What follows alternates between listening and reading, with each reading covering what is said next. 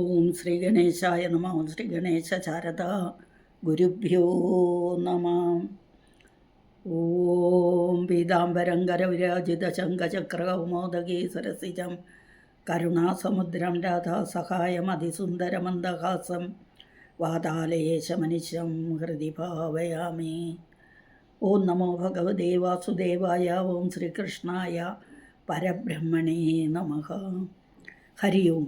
ശ്രീമദ് നാരായണീയം പഠന പരമ്പരയിലേക്ക് എല്ലാവർക്കും സുസ്വാഗതം, സുദിനം നേരുന്നു. കഴിഞ്ഞ ക്ലാസ്സിൽ 5 ശ്ലോകങ്ങൾ വരെ പഠിച്ചു. പൃഥുചരിതമാണ് പഠിച്ചുകൊണ്ടിരിക്കുന്നത്. ദശകം 18 പൃഥുചരിതം. 5 ശ്ലോകങ്ങൾ കഴിഞ്ഞു. 6ാമത്തെ ശ്ലോകം വായിച്ച് ഒന്ന് പിരിച്ചു പറഞ്ഞിട്ട് അർത്ഥം പറയാം. ആദ്യത്തെ ശ്ലോകം 6ാമത്തെ ശ്ലോകം ഇന്ന് പഠിക്കണ്ടേ. 70ാമത്തെ ദിവസത്തെ ക്ലാസ്. ഓം ഹരി ശ്രീ ഗണപതയേ നമഃ. വിഘ്നമസ്തു. ഭൂയസ്താം നിജകുലമുഖ്യവത്സയുക്തൈഃ ദേവാദ്യൈ സമുചിതചാരുഭാജനേഷു അന്നാദീന്യഭിലഷിതാനി യാനി താനി സ്വച്ഛന്തം സുരഭിതനൂമദൂദുഹസ്ത്വം. ഇതാണ് 6ാമത്തെ ശ്ലോകം. ഭൂയഃ താം ഭൂയസ്താം നിജകുലമുഖ്യ വത്സയുക്തൈഃ ദേവാദ്യൈഃ സമുചിതചാരുഭാജനേഷു അന്നാദീനി അഭിലഷിതാനി യാനി താനി സ്വച്ഛന്തം സുരഭിതനൂം അദൂദുഹ ത്വം. ഭൂയഃ പിന്നീട്, അത് അനന്തരം എന്നൊക്കെ അർത്ഥം. അതായത് കഴിഞ്ഞ ക്ലാസ്സിൽ പഠിച്ച ആ സമ്പത്തെല്ലാം ഒളിപ്പിച്ചു വെച്ച ഭൂമി ദേവി ഒരു ഗോരൂപിണിയായി ഗോവിൻ്റെ രൂപം പൂണ്ട് എല്ലാ ധാന്യങ്ങളും എല്ലാ സമ്പത്തും നിങ്ങൾ കറന്നെടുത്തുകൊള്ളിന്ന് പറഞ്ഞ് സുരഭി എന്ന പശുവായിട്ട് പൃഥു രാജാവിനെ സമീപിച്ചു. അതായത് ഭൂമിദേവി പ്രസാദിച്ചു പൃഥു ചക്രവർത്തിയോട്. എന്തുകൊണ്ട്? പഞ്ചഭൂത യജ്ഞങ്ങളൊക്കെ ചെയ്ത് ദേവിയെ പ്രസാദിപ്പിച്ചു. ഭൂമിദേവിയെ പ്രസാദിപ്പിച്ചു. ഭൂമിദേവി സന്തോഷത്തോടെ എല്ലാം കറന്നെടുത്തുകൊള്ളൂ എന്ന് പറഞ്ഞ് ഞാൻ ചുരന്നു തരാം, നിങ്ങൾക്ക് ആവശ്യമുള്ളതൊക്കെ നിങ്ങൾ ദോഹനം ചെയ്തെടുത്തുകൊള്ളൂ, ദോഹനം ചെയ്യാൻ എടുത്തുകൊള്ളൂ എന്ന് പറഞ്ഞ് ഭൂമിദേവി പറയുന്നതാണ്. ഇനി ആ കറന്നെടുക്കുന്ന ആരൊക്കെ എന്തൊക്കെ കറന്നെടുത്തു, എങ്ങനെയാണ് ഭൂമിദേവിയിൽ നിന്നും അവർ എല്ലാം കറന്നെടുത്തത് എന്നുള്ള, പൃഥു ചക്രവർത്തി എങ്ങനെയാണ് ഭൂമിദേവിയെ പൃഥു രക്ഷിച്ചത് കൊണ്ടാണ് ഭൂമിദേവിക്ക് പൃഥ്വി എന്ന പേര് വന്നത്. അങ്ങനെ അപ്പോൾ എല്ലാവരും ഈ ഭൂമിദേവിയെ രക്ഷിക്കണം എന്നുള്ള ഒരു പാഠം കൂടി ഇതിൽ. അപ്പോൾ ഇവിടെ പറയുന്നു ഭൂയഃ, അതിന് ശേഷം ആ ധരിത്രിയെ സന്തോഷിപ്പിച്ച് ഭൂമിയെ നിരപ്പാക്കി എന്ന് പറഞ്ഞു കഴിഞ്ഞ ക്ലാസ്സിൽ. സമാമകാർഷി എന്ന് നിരപ്പാക്കി, സമമായി ചെയ്തു, എല്ലാവർക്കും ഉപയോഗിക്കുന്ന തരത്തിൽ ആക്കി കഴിഞ്ഞു. മലയൊക്കെ വെട്ടി നിരപ്പാക്കി, വലിയ പർവ്വതങ്ങളെയൊക്കെ ചെറുതാക്കി ഉപയോഗിക്കാവുന്ന രീതിയിലാക്കി ചേർത്തു. അതാ സമാമകാർഷി എന്ന് പറഞ്ഞാണ് നമ്മൾ നിർത്തിയത്. അത് എങ്ങനെയായിരുന്നു? നിജധനുഷ്, ആ പൃഥു ചക്രവർത്തിയുടെ കയ്യിലുള്ള വില്ലിൻ്റെ അഗ്രം കൊണ്ട്, അല്ലേ, നിജധനുഷ എന്ന്. അപ്പോൾ ഭൂയഃ പിന്നീട്, അല്ലെങ്കിൽ അനന്തരം, താം എന്ന് പറഞ്ഞാൽ അവളെ, ആരെയാ? ഭൂമിദേവിയെ, നിജകുലമുഖ്യ വത്സയുക്തൈഃ, അതാത് കുലത്തിലുള്ള മുഖ്യന്മാരെ കുട്ടികളാക്കിക്കൊണ്ട്, കുട്ടിയെന്ന് പറഞ്ഞാൽ ഒരു പശുവിനെ കറക്കാൻ ചെല്ലുമ്പോൾ അതിൻ്റെ അതിൻ്റെ കൂടെ വേണം, എങ്കിലേ പശു പാല് ചുരത്തുള്ളൂ. അപ്പോൾ അങ്ങനെ ആ കുഞ്ഞിന് പകരം വത്സയുക്തൈഹി വത്സനാക്കിക്കൊണ്ട്, കുഞ്ഞാക്കിക്കൊണ്ട്, കുട്ടിയാക്കിക്കൊണ്ട് എന്നൊക്കെ അർത്ഥം. അപ്പം അതാത് കുലത്തിൻ്റെ മുഖ്യന്മാരെ കുട്ടികളാക്കിക്കൊണ്ട് ദേവാദ്യൈഹി ദേവന്മാരെല്ലാവരും സമുചിത ചാരുഭാജനേഷു ഉചിതങ്ങളായ, ചാരു എന്ന് പറഞ്ഞാൽ മനോഹരമായ, ഭാജനം പാത്രം, മനോഹരമായ പാത്രങ്ങളിലേക്ക് അന്നാദീനി അന്നം എന്ന് പറഞ്ഞാൽ ആഹാര ഭക്ഷണം. അപ്പോൾ അന്നം മുതലായ ആഗ്രഹിച്ച അഭിലഷിതാനി എന്ന് പറഞ്ഞാൽ ഈ ആഗ്രഹിക്കുന്ന എല്ലാ സാധനങ്ങളും, യാനിതാനി ഏതൊക്കെയാണോ ആഗ്രഹിക്കുന്ന അതെല്ലാം, സ്വച്ഛന്തം സുരഭിതനൂം അദൂദുഹസ്ത്വം, അല്ലയോ ഗുരുവായൂരപ്പ അങ്ങ് ത്വം അദൂദുഹ എന്ന് പറയുന്നത് ദോഹനം ചെയ്തെടുക്കുക, കറന്നെടുക്കുക. ആ സുരഭിയുടെ തനുവിൽ നിന്ന്, സുരഭിയുടെ ശരീരത്തിൽ നിന്ന് എന്തൊക്കെ ആവശ്യമുണ്ടോ അതെല്ലാം ദോഹനം ചെയ്യിപ്പിച്ച് എടുപ്പിച്ചു, കറന്നെടുപ്പിച്ചു ആ രാജാവ്, പൃഥ്വിരാജാവ്, അതായത് ഭഗവാൻ. സ്വച്ഛന്തം എന്ന് പറഞ്ഞാൽ ഇഷ്ടം പോലെ. അപ്പോൾ ഇവിടെ ഭൂയസ്താം നിജകുലമുഖ്യവത്സയുക്തൈ ദേവാദ്യൈ സമുചിത ചാരുഭാജനേഷു അന്നാദീന അഭിലഷിതാനി, അന്നാദീനി ഈ പ്ലസ് ആ വന്ന പതി നീയായി മാറി. അന്നാദീന്യഭിലഷിതാനി യാനിതാനി സ്വച്ഛന്തം സുരഭിതനൂം അദൂദുഹസ്ത്വം. അദൂദുഹു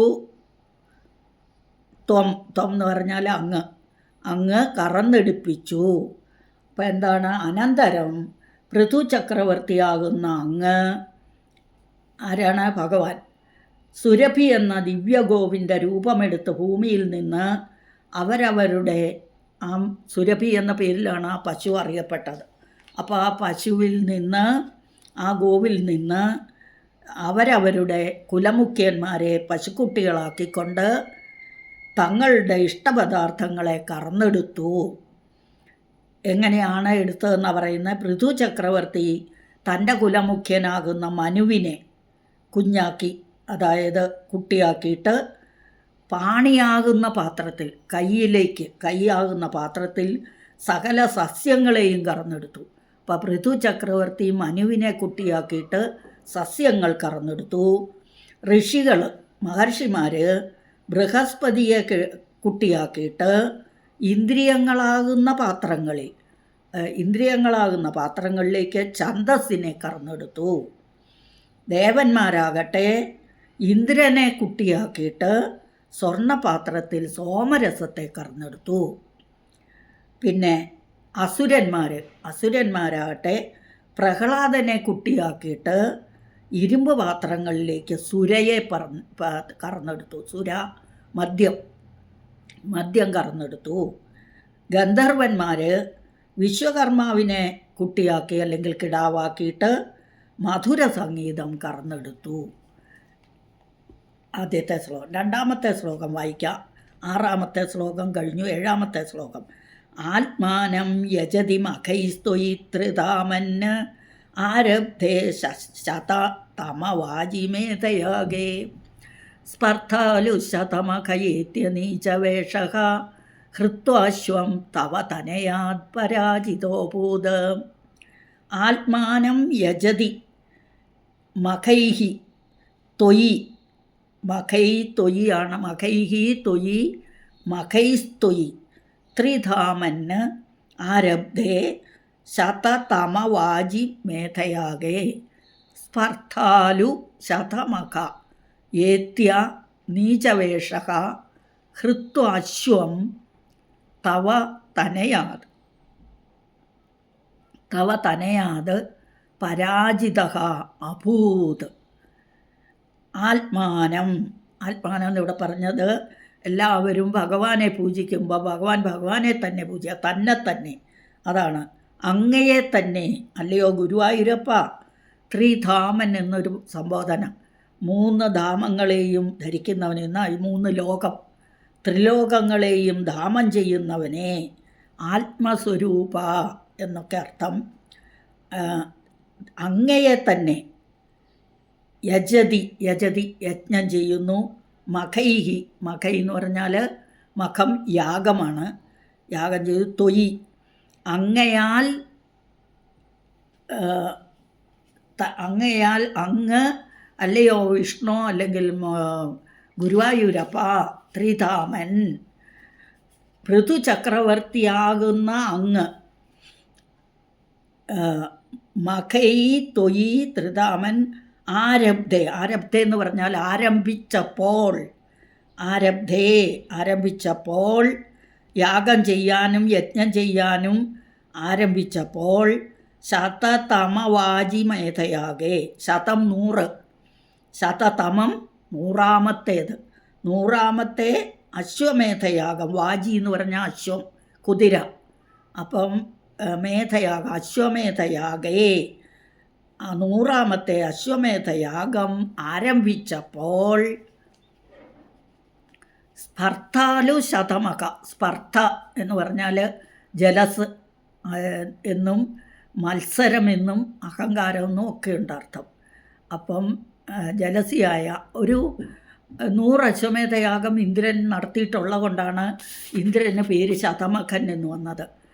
100 മഖം യാഗം. അപ്പോൾ അശ്വമേധയാഗം 100 നടത്തിയിട്ടുണ്ട് ഈ ഇന്ദ്രൻ.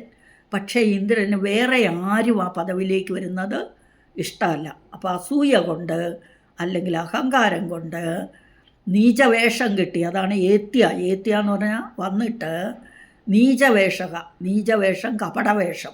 കപടവേഷം, സന്യാസി വേഷം, പാഖണ്ഡ വേഷമൊക്കെ കെട്ടിയിട്ട്, അതൊക്കെ അതിൻ്റെ അർത്ഥം. എന്നിട്ട് ഹൃത്വ അശ്വം, ആ അശ്വമേധയാഗത്തിലുണ്ടായിരുന്ന അശ്വത്തെ ഹൃത്വ ഹരിച്ചു, പിടിച്ചുകൊണ്ടുപോയി, അതായത് അപഹരിച്ചു. എന്നിട്ടോ തവ തനയാത്, അങ്ങയുടെ മകനാൽ അല്ലെങ്കിൽ പുത്രനാൽ പരാജിത അഭൂത്, ഇന്ദ്രൻ പരാജിതനായി. ആ അശ്വത്തെ അങ്ങയുടെ മകനാൽ തന്നെ നേടിയെടുത്തു. അതായത് അങ്ങയുടെ പുത്രനാൽ ഇന്ദ്രനെ പരാജയപ്പെടുത്തി ആ അശ്വത്തെ തിരിച്ചു കൊണ്ടുവരിപ്പിച്ചു. എന്നിട്ട് ആ മകനൊരു പേരും കൊടുത്തു, വിജിതാശ്വൻ, വിശേഷേണ ജയിക്കപ്പെട്ട, അശ്വത്തെ ജയിച്ചവൻ. ആ അശ്വത്തെ ഇന്ദ്രനെ തോൽപ്പിച്ച് അശ്വത്തെ കൊണ്ടുവന്നതുകൊണ്ട് വിജിതാശ്വൻ എന്ന് ഭഗവാൻ ആ മകനെ വിളിച്ചു, അവന് പേരിട്ടു. അതാണ് ആത്മാനം യജതി മഖൈസ്ത്വയി ത്രിധാമൻ ആരബ്ധേ ശതതമവാജിമേധയാഗേ സ്പർദ്ധാലു ശതമകയേത്യനീചവേഷഃ ഹൃത്വാശ്വം തവ തനയാത് പരാജിതോഭൂത്. അതായത് അല്ലയോ മഹാവിഷ്ണു, പൃഥു ചക്രവർത്തിയാകുന്ന അങ്ങ് അശ്വമേധയാഗങ്ങൾ കൊണ്ട് സർവ്വദേവമയമായിരിക്കുന്ന തൻ്റെ സ്വരൂപത്തെ തന്നെ ഭജിച്ചു കൊണ്ടിരിക്കുമ്പോൾ, അതായത് യാഗങ്ങൾ നടത്തിക്കൊണ്ടിരിക്കുമ്പോൾ, അങ്ങയുടെ 100-ാമത്തെ അശ്വമേധയാഗത്തിനുള്ള അശ്വമേധയാഗത്തിന് കുതിര വേണമല്ലോ. അപ്പോൾ 100-ാമത്തെ അശ്വമേധയാഗം നടത്തിക്കൊണ്ടിരിക്കുമ്പം ആ യാഗ അശ്വത്തെ ശതമഖൻ, 100 യാഗം നടത്തിയവനെന്നർത്ഥം. അതാരാണ്? ഇന്ദ്രൻ ലോകത്ത് താൻ ഒരുത്തനേ ആകാവൂ, അശ്വമേധയാഗം നടത്തിയവൻ ശതമഖനായിട്ട് താൻ മാത്രമേ ആകാവൂ എന്ന് അഹങ്കരിക്കുന്ന ഇന്ദ്രൻ ആ യാഗ അശ്വത്തെ മോഷ്ടിച്ചു കൊണ്ടുപോയി. യാഗരക്ഷയ്ക്കായി നിയുക്തനായിരിക്കുന്ന അങ്ങയുടെ പുത്രൻ, അപ്പോൾ യാഗം രക്ഷിക്കാനായിട്ട് ഭഗവാന്റെ മകൻ കൂടെയുണ്ട്, ആ ഇന്ദ്രനെ തോൽപ്പിച്ച് അശ്വത്തെ വീണ്ടെടുത്തു. അതുകൊണ്ട് ആ പുത്രനെ അങ്ങ് വിജിതാശ്വൻ എന്ന് പേരിട്ട് വിളിച്ചു. ഇതാണ് 7-ാമത്തെ ശ്ലോകം. ആത്മാനം യജതി മഖൈസ്ത്വയി ത്രിധാമൻ ആരബ്ധേ ശതതമവാജിമേധയാഗേ സ്പർദ്ധാലു ശതമകയേത്യനീചവേഷഃ ഹൃത്വാശ്വം തവ തനയാത് പരാജിതോഭൂത്. 8ാമത്തെ ശ്ലോകം. ദേവേന്ദ്രം മുഹുരിതി വാചിനം ഹരന്തം വന്നൗ തം മുനിവരമണ്ഡലേ ജുഹൂഷൗ രുന്ധാനേ കമലഭവേ ക്രതോ സമാപ്തൗ സാക്ഷാത്വം മധുരിപുമൈക്ഷതാ സ്വയം സ്വം. ദേവേന്ദ്രൻ അതുകൊണ്ട് നിർത്തിയോ? ഇല്ല, വീണ്ടും വീണ്ടും കുതിരകളെ മോഷ്ടിച്ചു കൊണ്ടിരുന്നു. ദേവേന്ദ്രം മുഹുരിതി, മുഹു എന്ന് പറഞ്ഞാൽ വീണ്ടും, മുഹു എന്ന് പറഞ്ഞാൽ വീണ്ടും വീണ്ടും. അപ്പോൾ ദേവേന്ദ്രൻ വീണ്ടും വീണ്ടും വാജിനത്തെ എന്ന് പറഞ്ഞാൽ അശ്വത്തെ ഹരന്തം ഹരിച്ചു കൊണ്ടിരുന്നു. അങ്ങനെ ഇരുന്ന അവനെ വന്നൗ തം എന്ന് പറഞ്ഞാൽ അവനെ, ഇന്ദ്രനെ, വന്നി എന്ന് പറഞ്ഞാൽ അഗ്നിയിൽ മുനിവരമണ്ഡലേ, മുനി ശ്രേഷ്ഠന്മാരുടെ മണ്ഡലത്തിൽ, ജുഹൂഷൗ, ജുഹൂ എന്ന് പറഞ്ഞാൽ, ജുഹൂഷ എന്ന് പറഞ്ഞാൽ ഹോമിക്കാനുള്ള ഇച്ഛയുള്ളവൻ. അപ്പം ജുഹൂഷൗ സതീസപ്തമി, ആ മുനിശ്രേഷ്ഠന്മാർ അഗ്നിയിൽ ഇന്ദ്രനെ ഹോമിക്കാനായി ഹോമിക്കാൻ തീരുമാനിച്ചപ്പോൾ രുന്ധാനെ എന്ന് പറഞ്ഞാൽ രോധിച്ചു, അല്ലെങ്കിൽ തടഞ്ഞു. ആര്? കമലഭവൻ ആരാണ്? കമലം താമരയാണ്. താമരയിലുണ്ടായതാരാണ്? ബ്രഹ്മാവ്. അപ്പം ബ്രഹ്മാവ് തടഞ്ഞു. എന്തു പറഞ്ഞു? അല്ലയോ പൃഥുചക്രവർത്തി, അങ്ങേക്ക് 100 അശ്വമേധയാഗം ചെയ്യണ്ട, അതുകൊണ്ട് നിർത്തിവെക്കൂ. ക്രതോ സമാപ്തവും, ക്രതുവിനെ നിർത്തു എന്ന്. അത് നിർത്തിവെക്കൂ എന്ന് പറഞ്ഞു. അതായത് 100 അശ്വമേധയാഗം വേണ്ട, അപ്പം 100ന് 1 കുറവ്. ഏകോന ശതക്രതു എന്ന് ഭഗവാന് പേരുണ്ട്. കാരണം ഏകം ഊനം, 1 കുറവ്. എന്തിനൊന്ന് കുറവ്? 100ന്1 കുറവ്. അപ്പം പേരെങ്ങനെ വരും ഭഗവാന്? ഏകോന ശതക്രതു എന്ന് ഭഗവാന് പേര് വരും. 99 അശ്വമേധയാഗം ചെയ്തു, 100ന് 1 കുറവ്. അതുകൊണ്ട് അപ്പോൾ ആ യജ്ഞമൊക്കെ സമാപ്തിയായപ്പോൾ സാക്ഷാത്വം മധുരിപും ഐക്ഷത സ്വയം സ്വം, അങ്ങ് തന്നെ, സാക്ഷാൽ മഹാവിഷ്ണു തന്നെ, മധുരിപുവായ ആ മധുവിൻ്റെ ശത്രുവായ ആ മഹാവിഷ്ണു തന്നെ അവതരിച്ചു, തന്നെ പ്രത്യക്ഷപ്പെട്ടു, കാണിച്ചു കൊടുത്തു ഭഗവാന്റെ സ്വന്തം രൂപം. അപ്പം ഇവിടെ ഇന്ദ്രനും ഭഗവാന്റെ അംശമാണ്, ബ്രഹ്മാവും ഭഗവാന്റെ അംശമാണ്, പൃഥുചക്രവർത്തിയും ബ്രഹ്മാവിൻ്റെ വിഷ്ണുവിൻ്റെ, എല്ലാം വിഷ്ണുമാരാണ്. 4 വിഷ്ണുമാർ അവിടെ കാണപ്പെട്ടു, 4 വിഷ്ണു. അപ്പോൾ ദേവേന്ദ്രൻ വീണ്ടും അല്ലേ, ദേവേന്ദ്രം മുഹുരിതി വാജിനങ്കരന്തം വന്നൗതം മുനിവരമണ്ഡലേ ജുഹൂഷൗ രുന്ധാനേ കമലഭവേ ക്രതോ സമാപ്തൗ സാക്ഷാത്വം മധുരിപുമൈക്ഷതാ സ്വയം സ്വം. പിന്നെയും അശ്വത്തെ ഹരിക്കുന്നവനായ ആ ഇന്ദ്രനെ മുനീന്ദ്രന്മാർ വന്നിയിൽ ഹോമിക്കാനായി തുടങ്ങിയപ്പോൾ ബ്രഹ്മാവ് അങ്ങയുടെ സമീപത്ത് വന്നിട്ട്, അല്ലയോ പൃഥോ, അങ്ങയ്ക്ക് 99 യാഗം ചെയ്തവനെന്ന കീർത്തി മതി, ഏകോനശതക്രതു എന്നുള്ള പേര് മതി എന്ന് പറഞ്ഞ് അതിൽ നിന്ന് തടഞ്ഞു. ആ 100ാമത്തെ യജ്ഞത്തെ തടഞ്ഞു. ആ അവസരത്തിൽ പൃഥു ചക്രവർത്തിയാകുന്ന ഭഗവാൻ അങ്ങ് യാഗം നിർത്തുകയും യാഗ പര്യവസാനത്തിൽ വിഷ്ണുരൂപിയായിരിക്കുന്ന അങ്ങയെ തന്നെ തൻ്റെ മുൻപിൽ ദർശിക്കുകയും ചെയ്തു. അപ്പോൾ മഹാവിഷ്ണു തന്നെ അവതരിച്ചു എന്ന് അർത്ഥം. ഇന്ദ്രൻ, ബ്രഹ്മാവ്, വിഷ്ണു, പൃഥു, 4 പേര്. ബാക്കി നമുക്ക് അടുത്ത ക്ലാസ്സിൽ പഠിക്കാം. അപ്പോൾ ഇത് മൂന്നും ഒന്നും കൂടി വായിക്കാം, എന്നിട്ട് ഒന്നുകൂടി അർത്ഥം പറയാം. വേഗം പറഞ്ഞതുകൊണ്ട് ചിലപ്പം ശരിക്കും മനസ്സിലായില്ലെങ്കിലോ. ഭൂയസ്താം നിജകുലമുഖ്യവത്സയുക്തൈ ദേവാദ്യൈ സമുചിതചാരുഭാജനേഷു അന്നാദീന്നഭിലഷിതാനി യാനി താനി സ്വച്ഛന്തം സുരഭിതനൂമദൂദുഹസ്ത്വം.